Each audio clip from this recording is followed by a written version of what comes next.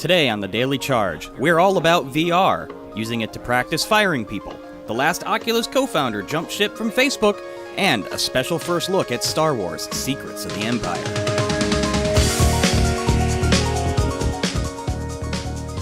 Good morning and welcome to CNET's Daily Charge. It's Thursday, August 15th. I'm Bridget Carey. I'm Roger Chang. Welcome back from maternity leave. Thanks, Roger. It's good to be back.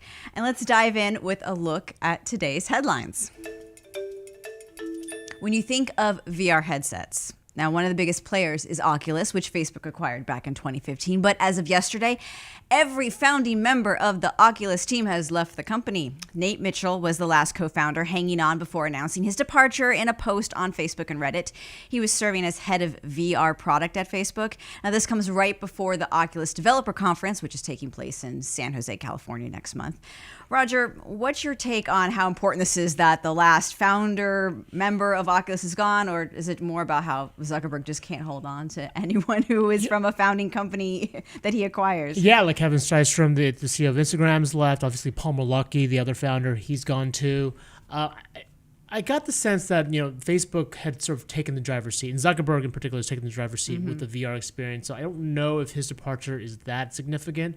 I imagine he's just going to go off and just go to a nice island and hang out with his family with his millions and billions. Yeah, he's spending more time with family was in the statement. Yes, yeah. This nice little cliche. But in terms of, I feel like Facebook has had its direction in VR, right? Trying to incorporate it into its social network and try to make this something for the masses. And that's, I don't think that plan changes with his departure. Well, next up is another VR story. This one made me feel a little uncomfortable, though. CNET's Leslie Katz has this story up now about a VR company that helps train a boss how to fire employees. Because when you have to fire someone from their job, you may feel uneasy when they look you in the eye and show emotion, but you can learn to develop a cold heart thanks to Barry. He is a virtual senior employee that you can fire in a simulation. Now, the character's reaction is going to vary depending on how you handle the situation. Maybe he'll get angry and yell, or maybe he'll calmly accept the news. Now, what bothers me, Roger, is like, in this example, you have this clearly elderly guy who's close to retirement, and I don't know what Barry did to deserve this, but it kind of feels like ageism when you don't know. And I just don't like the idea that you need to be practicing to do something that is supposed to be hard, because we are humans and we need to feel emotions for certain things I think you should be cold about. But I don't know. What's your take on this whole? I think ironically, this helps you be a little bit more...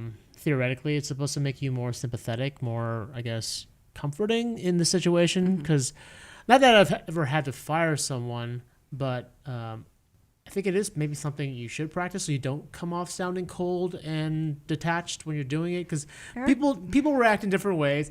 That said, like, I looked at the images in the video. I'm like, oh, poor Barry. Like, I couldn't help. I mean, he's a virtual guy. I get that. He doesn't exist. But, like, I still couldn't help with feeling for him. I kind of understand that virtual reality does have a benefit in being able to put you in something to make you actually maybe feel emotions and empathy is the word I'm looking for. Right. So like maybe if you don't really care about something, maybe if you have to live it, that feel empathy. That the whole example with the old guy, I was like, what's going on here? Why do I have to practice it? Yeah. So but you know what? There could be some silver lining here. It totally reminded me, by the way, of that scene in Up in the Air where I forget her name, the main female character. She was practicing how to let someone go, how to terminate someone, right? There was like a practice session with an actor, and it went super smoothly.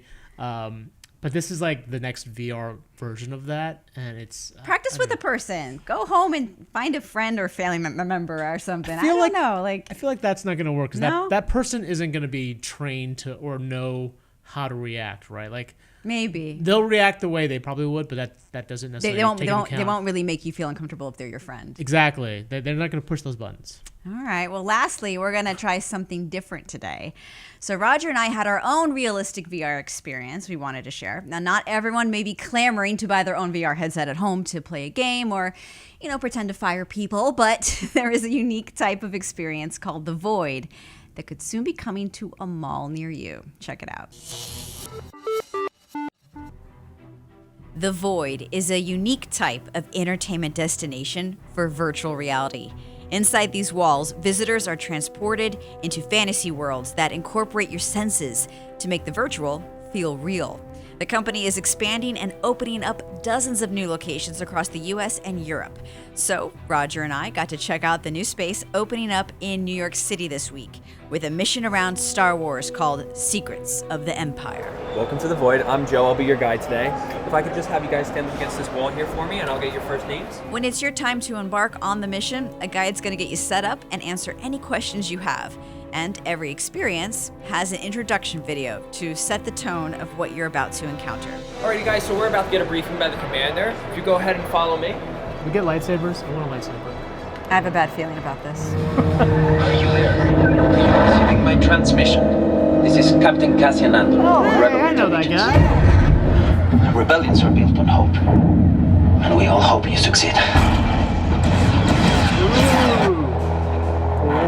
That's intense. Alrighty Intense. guys. So, do you know your mission?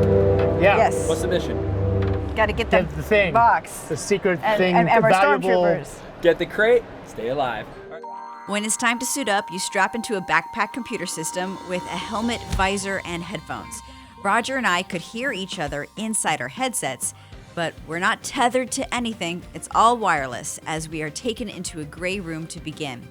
Within moments, the walls transformed and we were on board a rebel ship and could see each other dressed as stormtroopers. Oh, I see Yes, you. You're purple. I can see you.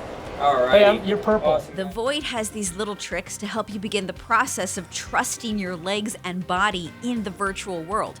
For example, by sitting down in the ship, you realize you can reach out and touch things in your environment.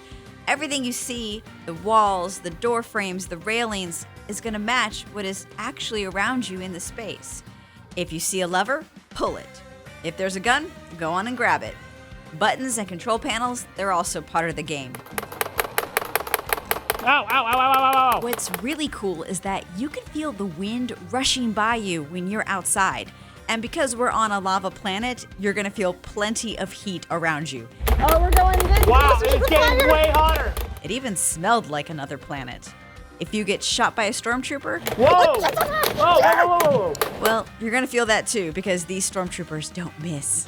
The action picks up quickly, and by the time it's all over, you are totally trusting that you can go anywhere and not run into anything.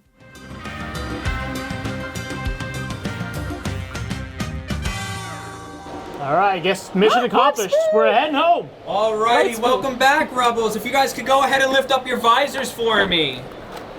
Thank you guys so much. Whoa. I will take those broken blasters from you. How was the mission? Amazing. Successful. It was great. Yeah, we totally won. We got the Awesome. doohickey. Thank you so much. If you guys. So when you look at the current state of VR entertainment, not a lot of people are rushing to buy VR for their homes. So what does the Void do differently for the experience? And how has that led to this expansion? The Void gives people a way to experience VR in a very safe and very accessible way. You show up at a Void location and all the gear's there waiting for you and everything's set up for you. And then what you get to experience is something well beyond what you could do at home anyway. It's a great introduction into virtual reality and I think a really good way for people to see the potential of what VR will be in the future. Where do you see the evolution of the Void? Is it different types of storytelling effects or different places we could see it? Yeah, you know, it's a combination of things. There's new stories that are coming, things that we're working on, stuff that we're working on with Sony Pictures, virtual reality that I'm very excited about.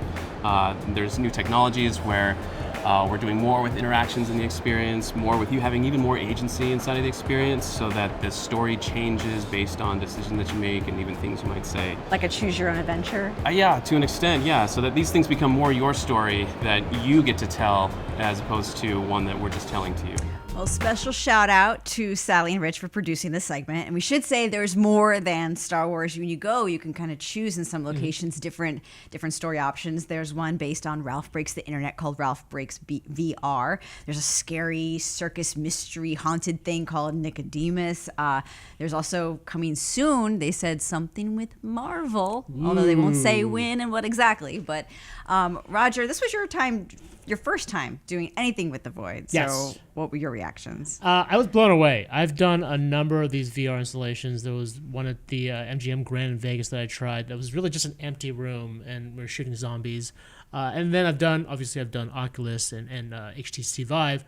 This was by far the most polished experience I've ever had.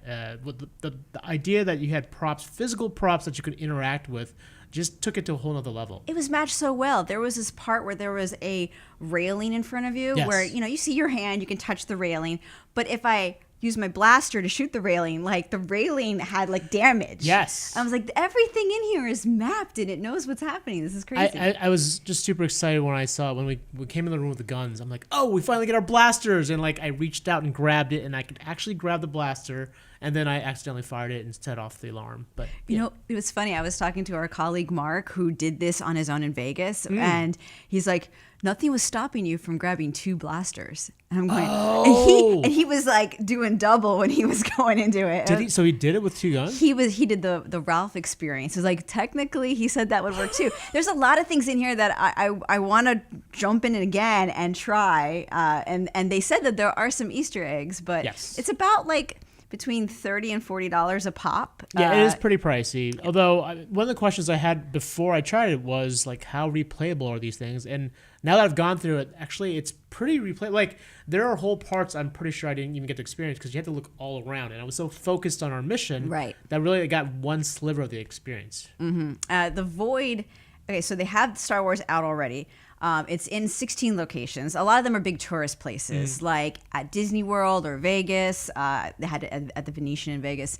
But now it's going to be coming to like more than 25 locations around Europe and the US. So a lot of them are going to be malls. So it might be coming to a neighborhood near you. But we are going to spill as many details as we can without actually spoiling it, because you know what? You got to try it, and we're not here to be spoiling. But if you do have questions or comments, you want to go ahead and fire them off in the chat or hit us up on Twitter.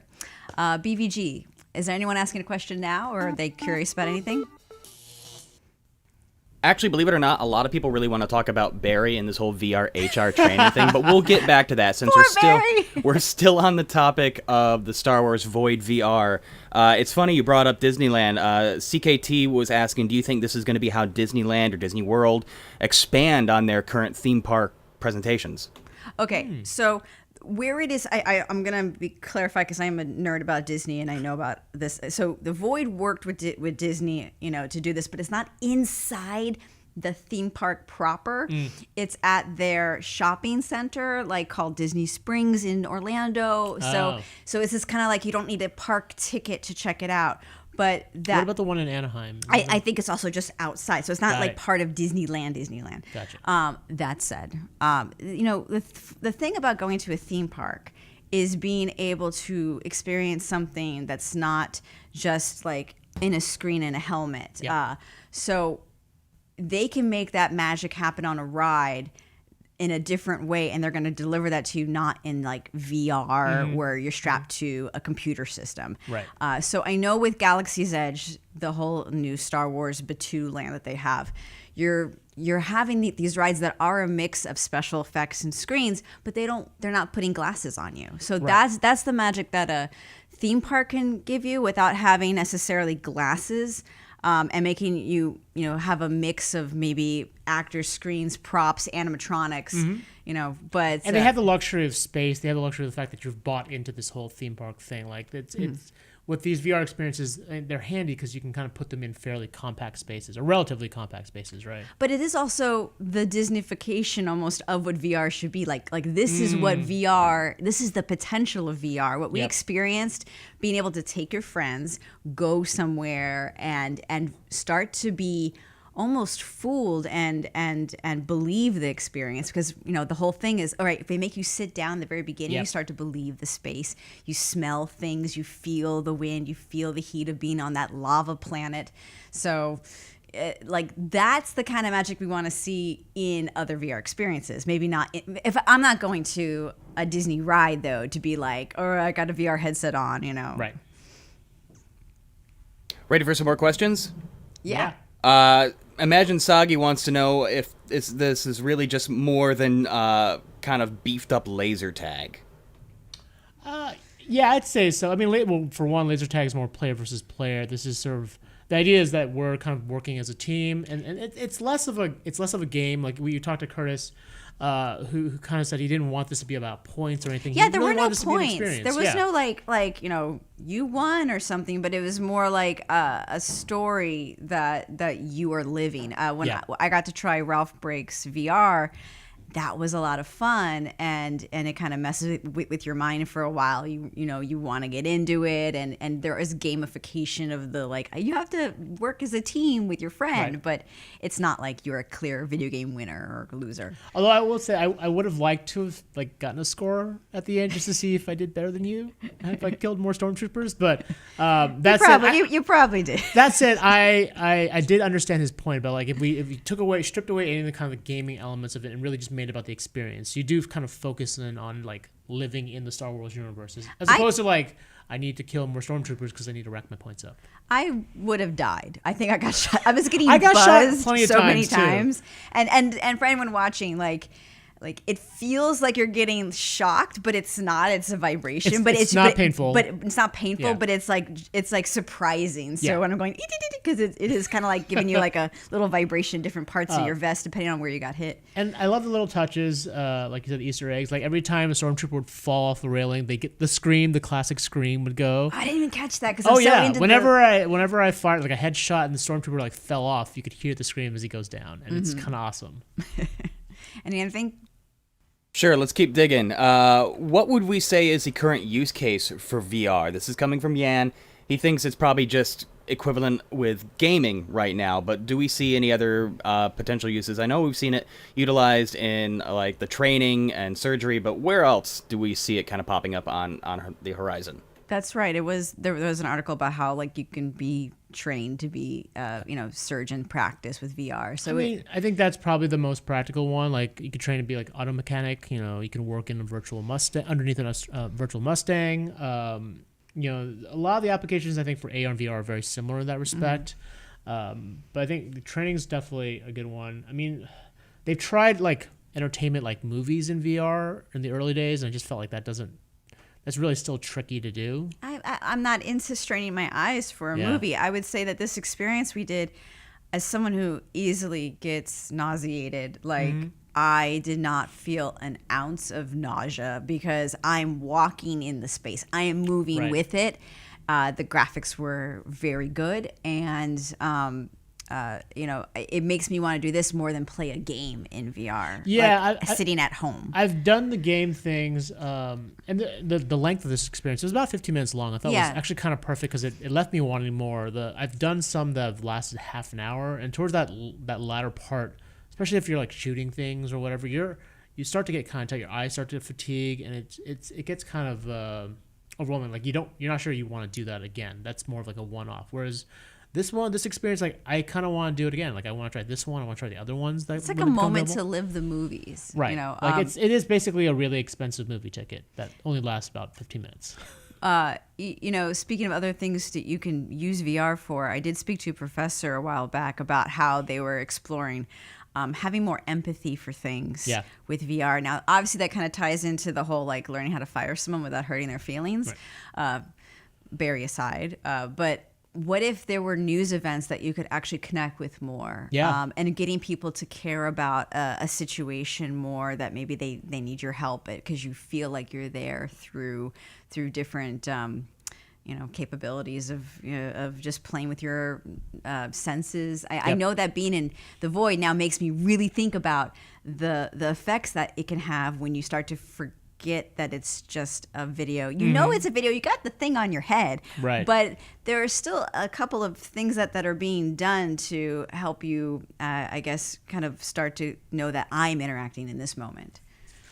Yeah, and I think Facebook has tried this as well. They've tried the idea of like in terms of empathy, of like having these chat icons and like doing virtual chat. And really, once I'm going to bring up my favorite term, 5G. Like once 5G comes around and bandwidth and latency is a lot better, you can imagine doing sort of like actual real time VR chat. Like I'm in my place and someone else is in Europe and or in Paris. and you can see the surroundings. Everything's streaming in real time, and you can get a better sense of like you're actually being there. It's a theoretically replacement for telepresence or conferencing in, like having have a video call or phone call. Replacing that with a VR experience, to me, that seems like one of the holy grails of VR. If they can make it not awkward, because I don't know, everything I've seen so far is like I got a big old headset on and I'm a cartoon in a world. Well, that's the thing. Like you'd have to have you probably have to have an that avatar. ain't worth it. Let me just hop on Skype. But yeah, I know what you mean. Yeah, there could be some more potential there.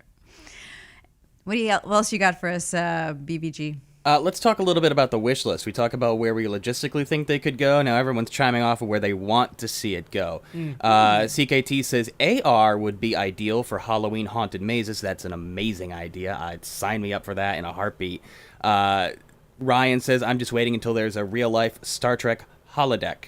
Where do you guys think you would like it to be seen? I would like to see more of these, like more enhancements to the 360 video for, say, concert events you can't quite get to, or something where the only tickets available are like the nosebleed section, and they start streaming this stuff in a more VR, AR type scenario. Maybe be able to get down into the mosh pit without getting kicked in the face. I would like to see stuff like that. Well, yeah, there are VR experiences like in terms of sports. Like you can get like front row seats to Laker games in VR. You don't want to watch the whole Laker game that way, though. No, do you? I'm a pretty hardcore fan. I might want to do that, actually. See the sweat fly off in person. Yummy.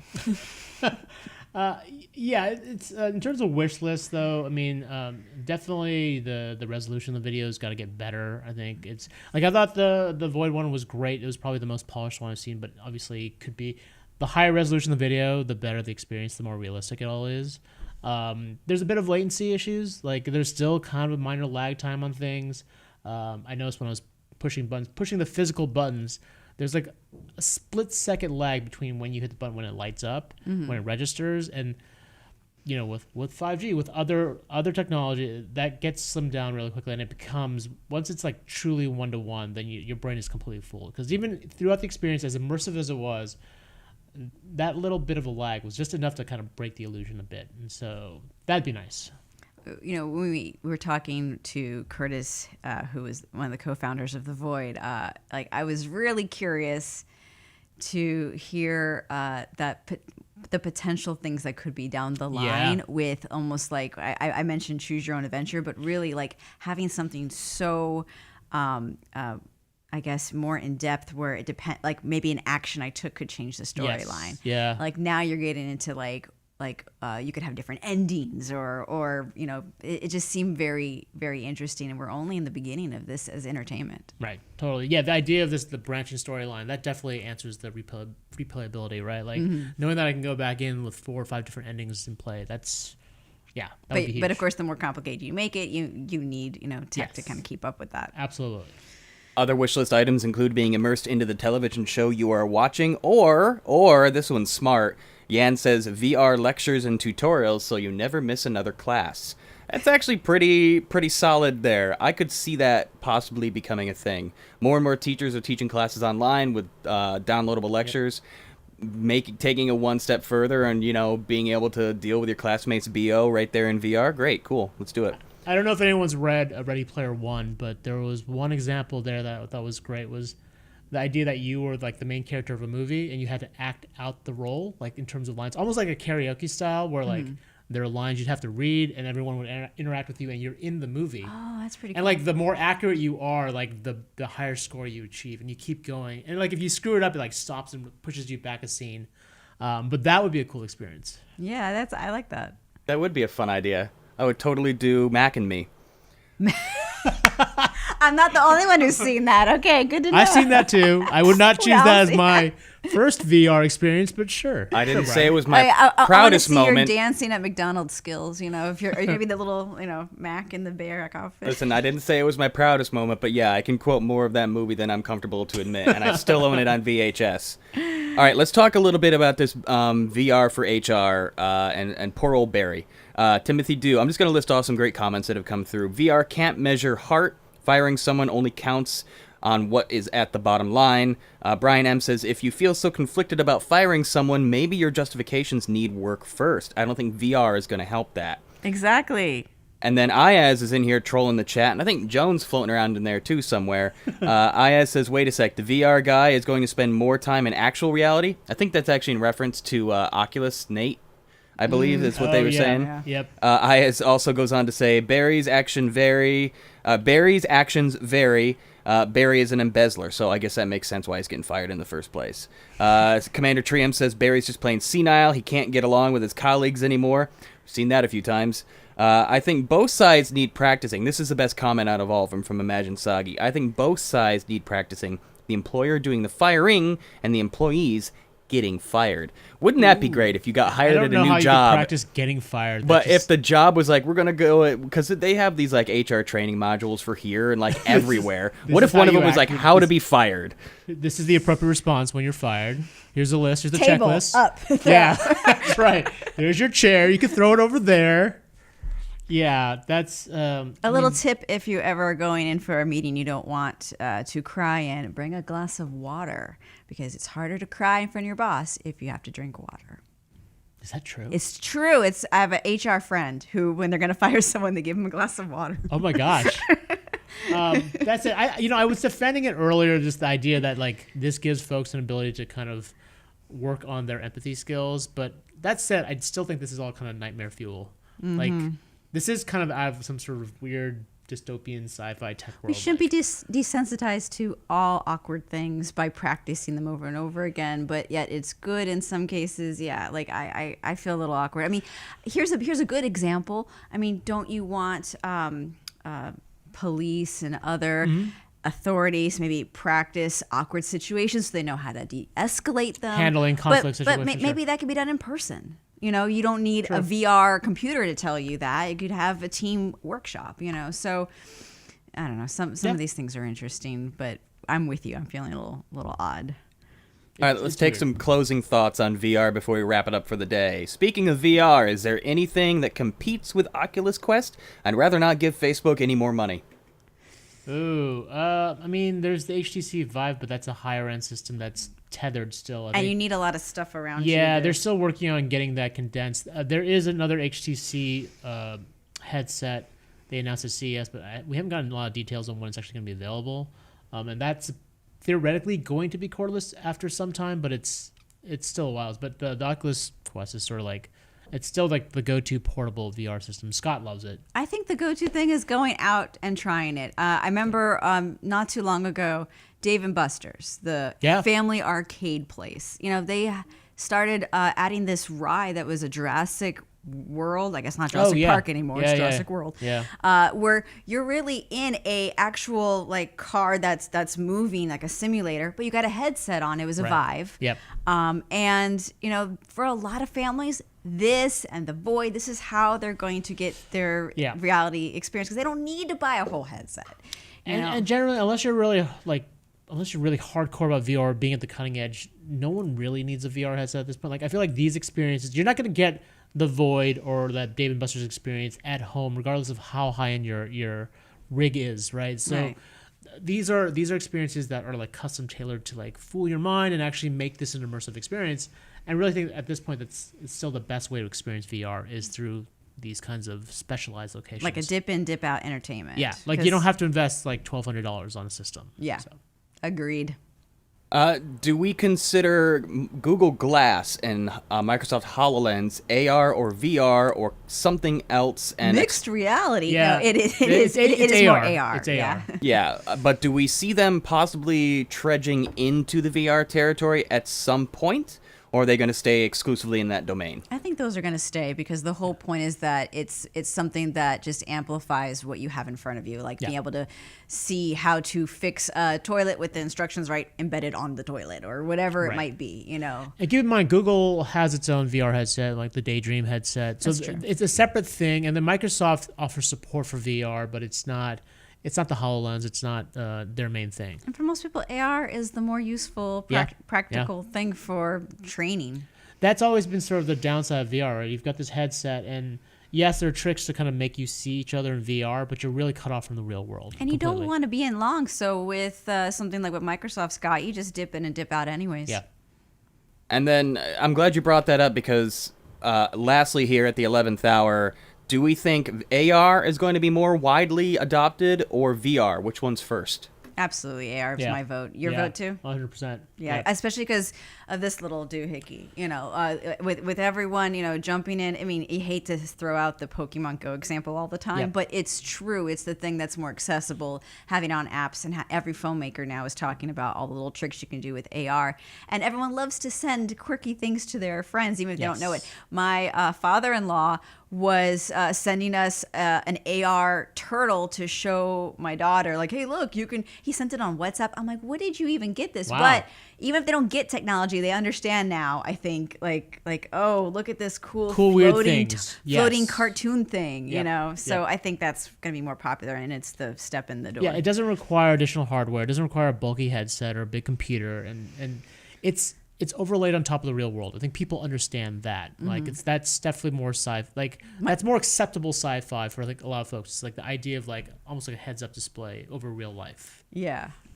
It was weird that my 3-year-old even got it. She's like, oh, the turtle is on mommy. And then she knew it wasn't when she moved their head away from the, from the phone. I was like, this is wild. This is wild. Toddlers are knowing AR now. Your father-in-law's hip. He's very hip, but I was just kind of like, where'd you even get this turtle? It's just easy now is the point, I guess. Does that make imaginary friends for kids obsolete? Oh, yeah. Oh, no, they'll still have imaginary Yeah, friends. but now you could design your own imaginary friend Yes. and send it to others and pose with pictures and share them on Instagram. There you go. Yeah, of course. Why not? Horrifying. All right, so just to recap before we let everybody go, one more time about The Void. When does it open? How much does it cost? And how long was that experience? All right, well, the one we checked out in New York City, that is over at the World Trade Center Oculus Transportation Hub, and that is opened on Friday to the public. But there's others popping up all over, so you got to check out thevoid.com to be able to find out all the different locations. Each experience, it depends on the day or time you might go, but you're looking at roughly was about like $30 to $40 a person with tax. It's you could choose from different locations, have different ones, and when we ask the founder which one you got to try, Yeah. hands down, he's like, you got if you have one that has the scary Nicodemus in it, you got to do it. He says people have been so scared that they just like pull up the headset and go, I'm out, I can't do it. I know that just totally has me intrigued. I was actually in Vegas this past weekend, trying to get into the Void experience, and they were pushing the Nicodemus one heavily. There was like a 2.5 hour wait, so I mean people are into it. It's going to be coming to the New York City one in October, but yeah, check your local listings, I suppose, if there's one near you. Hey, Roger, if you want to go in October, I'll go with you. I live for that stuff. All right, let's do it. All right, thanks everybody for joining us. It's been an excellent week. We hope you enjoyed us experimenting with a little bit more of a pre-tape segment thing here. Again, shout out to Sally and Rich for producing it. And have a great weekend, everybody. Bridget, go ahead and take us home. By the way, thank you for coming back. It's great to have you back. It's good to be back. Thanks, everyone. Just as a reminder, we do stream live here on YouTube, Periscope, or at cnet.com/dailycharge. And we're going to be here every weekday morning at 11:15 a.m. Eastern. So if you're picking up what we're putting down, go ahead and like, comment, and subscribe. For The Daily Charge, I'm Bridget Carey. I'm Roger Chang. Thanks for watching.